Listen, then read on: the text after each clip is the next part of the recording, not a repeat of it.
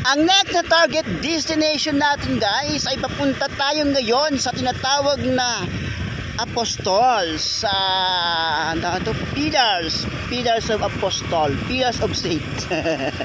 Mali talaga ako, palpak. Ayan, medyo rough road yung papunta sa Pillar of Saints.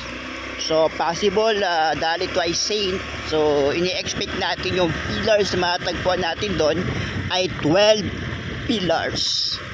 Medyo rough road yung daanan guys. Ayan. Pero dito na rin daw yung labas. Mula doon sa Bulalakaw Shrine papunta dito sa Pillar of Saints. So doon rin tayo lalabas, papunta naman sa pinaka-sentro ng Libmanan. Medyo rough road pa talaga yung kalsada. Pero dito pala kita mo na andun yung Bulalakaw Shrine. So tapos ito naman yung daan papunta sa Pillar of Saint. Oh my God. Oh my gulay. Oh my Malalim God. ba yan?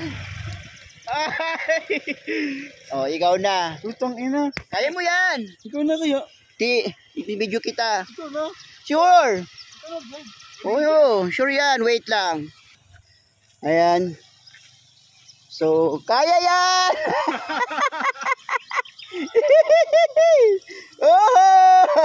Oh, di ba sabi ko sa iyo, kaya mo yan. Oh, tiwala ka lang kasi. Ayaw mo kasi magtiwala. So, kita dito yung mga yung kaibigan na. tinam. Ito eh. Kaya lang, paano tayo bababa? Problema kung paano tayo bababa. Mataas.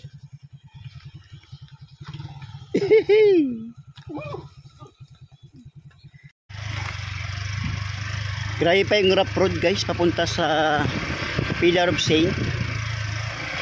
So dito pa yung daan na makikita natin papunta doon sa isa stores attraction ng Libmanan. Mula doon sa Bulalakaw Shrine. So ganito talaga makikita natin dito yung daanan. Since bulubundukin pa kasi yung lugar, kaya expect natin ganito talaga yung kalsada.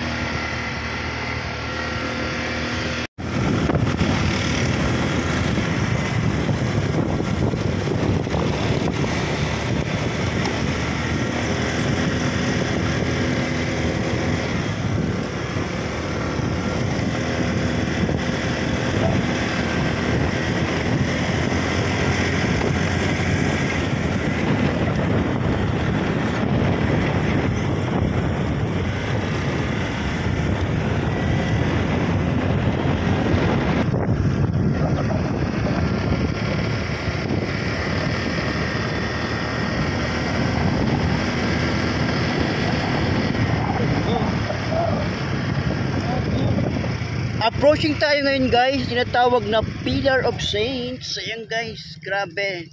Sobrang sulit yung lugar. So, dahil first time natin makapunta rito, ayan, siya ay nasa pinakasulok-sulukang lugar ng Libmanan. Guys. Madami. 1, 2, 3, 4, 5, 6, 7, 8, 9, 10, 11, 12 na, 12. Tapos pang 5 pang 13 si Mama Mary. Ayan guys.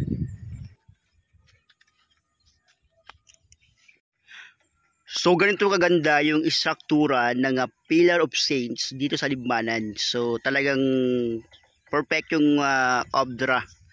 Makikita mo dito kung paano siya ginawang disenyo, na kung saan makikita mo yung pagiging isang magaling na arkitekto. Talagang grabe, sulit. So tapos guys, dito sa left side makikita mo yung mga residential, tapos may school doon. So hindi pa naman siya ganun tawag dito, ka-develop para maging isang tourist spot, pero maganda na rin siyang puntahan.